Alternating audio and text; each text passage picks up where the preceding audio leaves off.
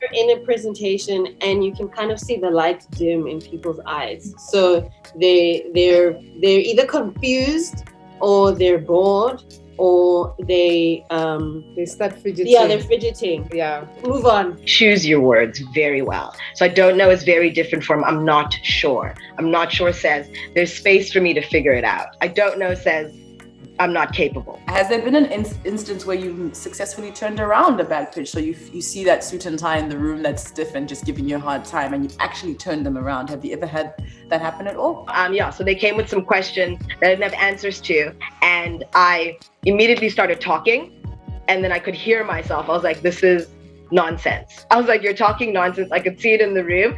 So then I paused and I was like, actually, I don't know. Like flat out, I said, I don't know. And I gave it a beat. I was like, I'm not sure.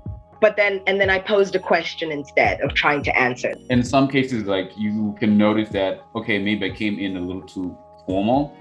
And you notice that one person who's rigid maybe is not formal. And then you just start loosening up maybe the way that you're saying, maybe crack a little bit of a little joke. That's something else that sometimes really works for me, is that I ask that person the question and you start a conversation. And then what ends up happening is they help you answer the question. Can you share an experience of a pitch that bombed, like in the pitch itself, and how you knew it was crashing? So I guess that's been my experience of bombing. Sometimes being underprepared, or even when you're prepared, you get in there and there's just one or two characters who don't like what you're pitching, and that's the end of the story. When it comes to the end, give them the opportunity to ask questions, and then you have an opportunity to recover by clarifying a question. Sometimes you pitch knowing that you're not going to get it, but it's just so that you can get in their radar and then they know what you can do.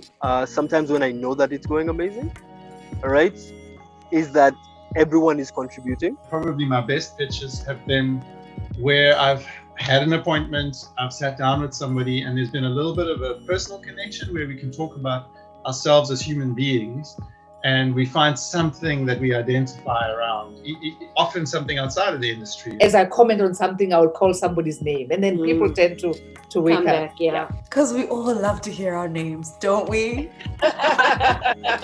You kind of establish like that synergy. When you get to that point of synergy with the clientele or like whoever you're pitching to, then you're like, okay, here we are, synergy. But the moment they say thank you and everybody's leaving the room, that little conversation that you have in the whole way out can actually change whatever decision that they had. How has the journey been for you? How have you bridged what the studios asked for, but your own story and your own perspectives? When you're pitching to someone, you gotta first of all look at yourself and find out, am I offering the right thing?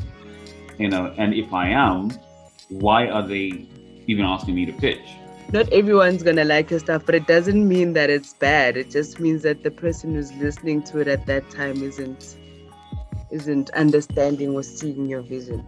I think you have to kind of reevaluate it and just say, and reevaluate is a very key word here. I'm not saying change it, reevaluate it, because what might be wrong with it has nothing to do with the underlying inspiration and idea. It's probably just the execution of it. At the end of the day, everything is a business and everything needs to make money. And that's a thing that a lot of people forget.